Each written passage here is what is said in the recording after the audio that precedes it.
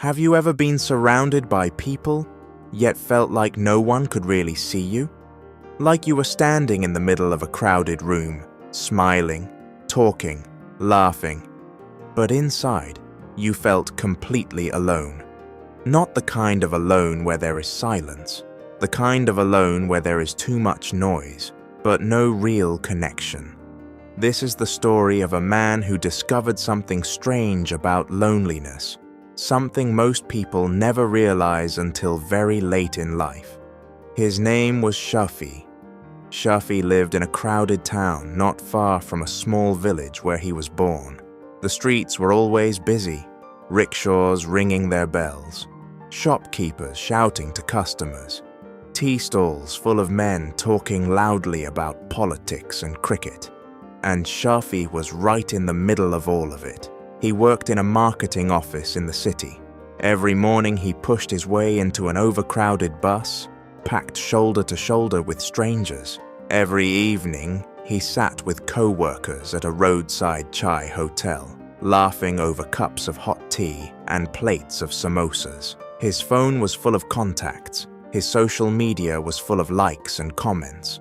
From the outside, Shafee looked like someone with a full life, but every night something strange happened. When he returned to his small rented room, when the door closed, when the noise of the streets slowly faded, Shafee felt a heavy quiet inside his chest. He would lie on his thin mattress and stare at the slow spinning fan on the ceiling, and there was a feeling he could never explain. Not exactly sadness, more like an empty space that nothing seemed to fill. Days passed, weeks passed, the same bus, the same office, the same laughter. But inside, Shafee felt like he was slowly disappearing. One evening, his co-workers threw him a small celebration for finishing a big project. There were balloons, loud music, a chocolate cake from the bakery, people cheering his name. "Speech! Speech!" they shouted. Shafee smiled. He thanked everyone. He laughed at their jokes. But later that night, as he walked home alone through the narrow streets filled with yellow lights and dust, something hit him like a quiet wave. Not one person at that party knew what he had been going through. Not one. They didn't know that 3 months earlier, Shafee had lost his mother back in the village. They didn't know that some nights he quietly cried into his pillow so the neighbors wouldn't hear. They didn't know that sometimes he opened his phone, scrolled through contacts, and then slowly locked it again because he had no one he felt comfortable calling. He had hundreds of numbers in his phone, but not a single one he felt safe enough to open his heart to. And that night, standing under a flickering streetlight while a stray dog passed by, Shafee made a decision that shocked everyone who knew him. He quit his job. He packed a small bag, and a few weeks later, he returned to the remote village where he had grown up. A quiet place surrounded by green fields, dusty paths, and old mango trees. No tall buildings, no crowded buses, no constant phone notifications. Just the sound of birds, wind in the trees, and distant calls to prayer. When people heard about it, they thought he had lost his mind. Some said he had failed in the city. Others whispered that something must be wrong with him. Maybe they were right, because the first weeks they were not peaceful at all. In fact, they were terrifying. Without the noise of the city, Shafee was alone with his thoughts, and those thoughts were loud. Memories he had ignored for years suddenly returned. Regrets, old conversations. The last day he saw his mother standing at the village gate when he left for the city. Some nights he barely slept. It felt like his heart had been locked for years, and someone had finally opened the door. But then, one quiet morning, something small happened. Shafee woke up before sunrise and walked toward the fields. The sky was slowly turning orange behind the palm trees. The village was still asleep. He stood there, doing nothing.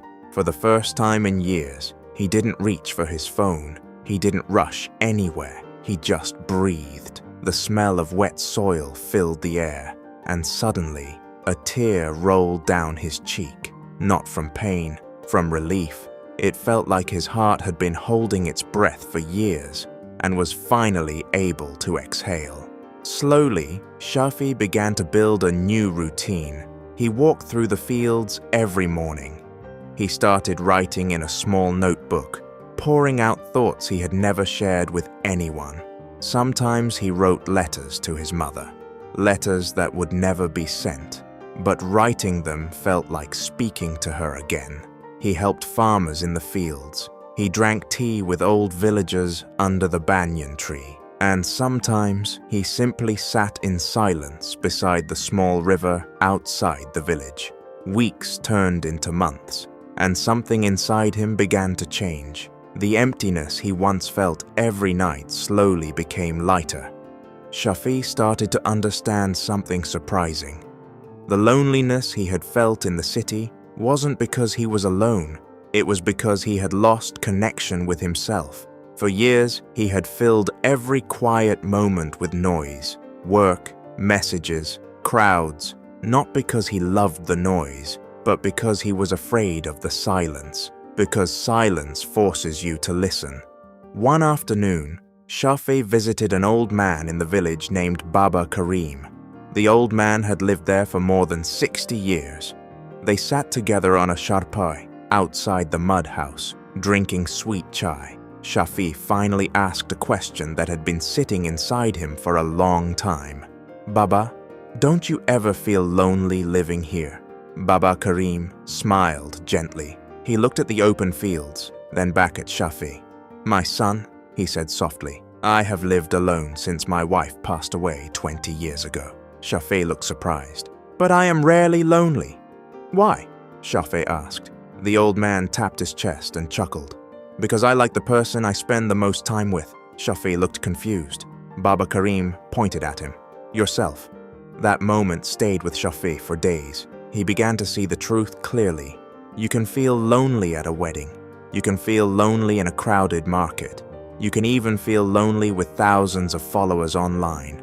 Because loneliness is not about how many people stand around you. It's about how close you are to your own heart.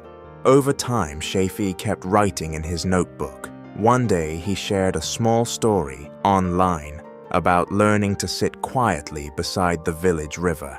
He didn't expect anyone to notice, but people did. Messages started arriving from strangers across Pakistan, India, and Bangladesh. They said the same thing again and again. "I feel exactly like this. Your story feels like my life.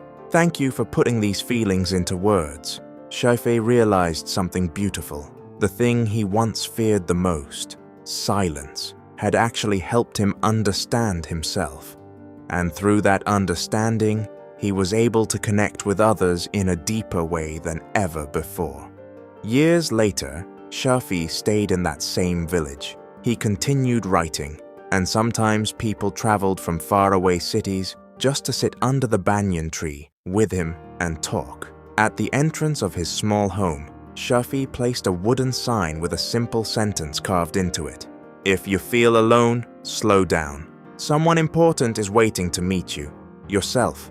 So if you're listening to this right now and you feel invisible in a crowded world, remember this.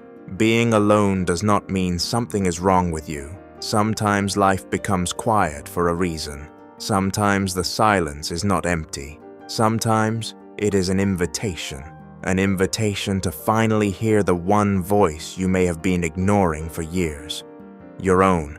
And when you learn to sit peacefully with yourself, you will discover something powerful.